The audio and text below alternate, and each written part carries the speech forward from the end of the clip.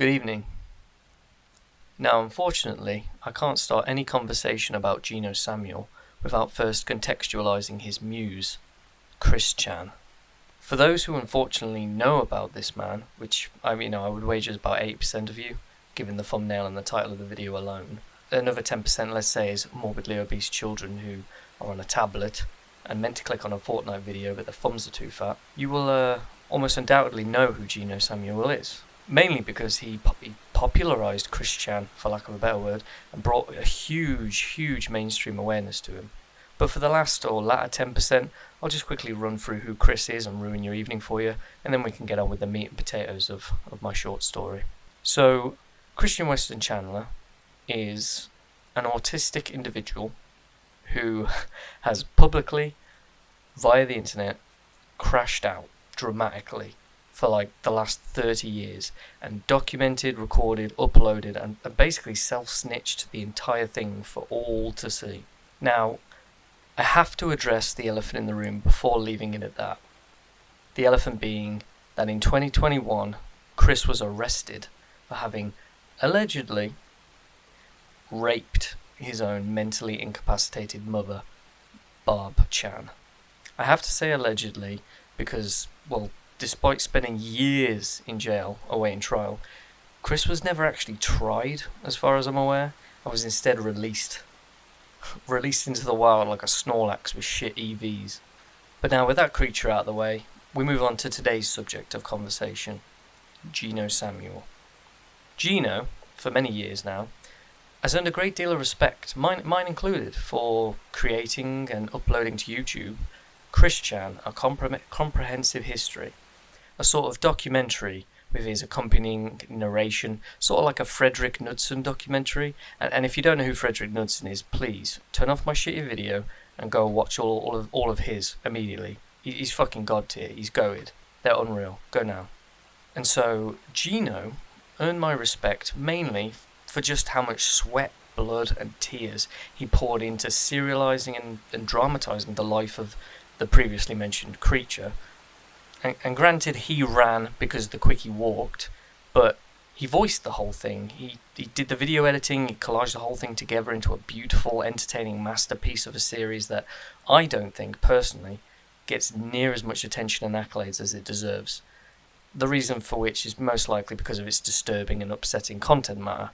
But now, I have hopefully sufficiently summarised his role in regards to Chris Chan, and glazed him hard enough to hopefully contextualise my approach to making a video about him. And having done all that, I can tell you what's been bothering me about GenoSamuel's behaviour as of late, which reached a breaking point, reached a fever pitch for me very recently.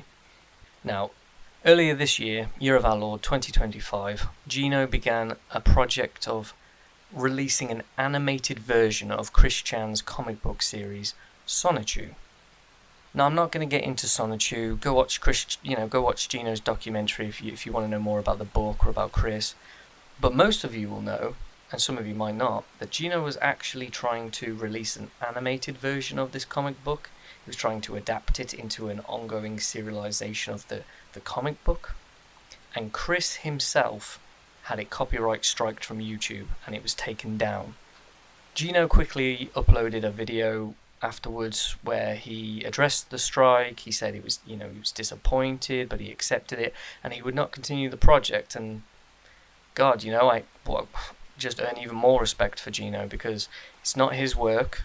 He would have stood to profit from it, off adapting the work of this monster. And Chris is a monster, don't get it twisted, but two wrongs don't make a right, and Geno would have stood to make a profit off of these videos. He would have stood to make money off of the intellectual property of a monster. But so what's really the issue then, you might be asking me, or are you really that upset Geno tried to be a bit cheeky and adapt Chris's IP?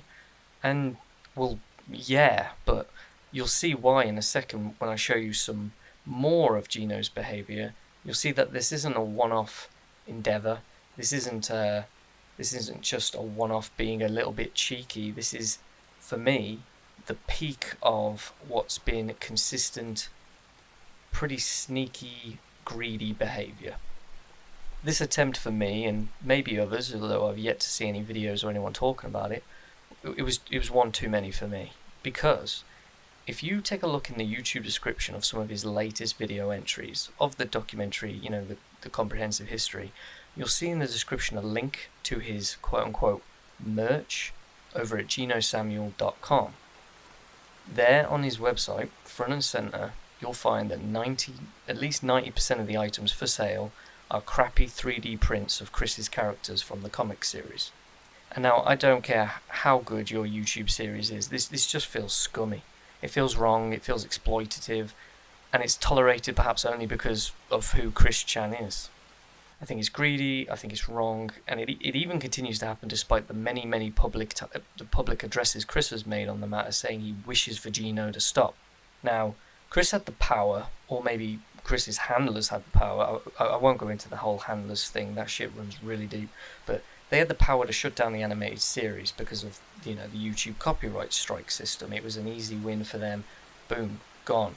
But I don't believe any of them have the power, the money, or the willingness to go after a shitty 3D printed bootleg online shop that Geno's running. But I think it's only a matter of time. And so I'm going to close by saying this, and I'm directing it to you, Geno, who will never hear these words, and you're under no legal obligation to stop what you're doing. But I just want to say, for the record, on the record, that you're a great content creator with an awesome series, a great track record, and granted, you're currently out of work because, you know, you've caught up to the modern day.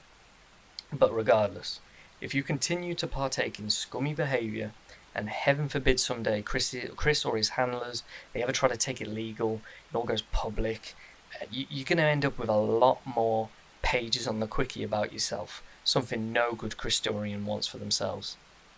There'll be videos made about the drama, slop pumped out on YouTube by other creators with your face all twisted up in the thumbnail, red arrows pointing at sonitude medallions. There'll be live streamers, there'll be chair reacting to court hearing videos, and before you know it, mate, in one of the most ironic upheavals in internet history, it'll be you who wishes videos of yourself weren't out there on the internet and not Chris. It'll be you who will need to go get that goddamn stuff off of there and fast. It'll be you who's saying, I'm working on it.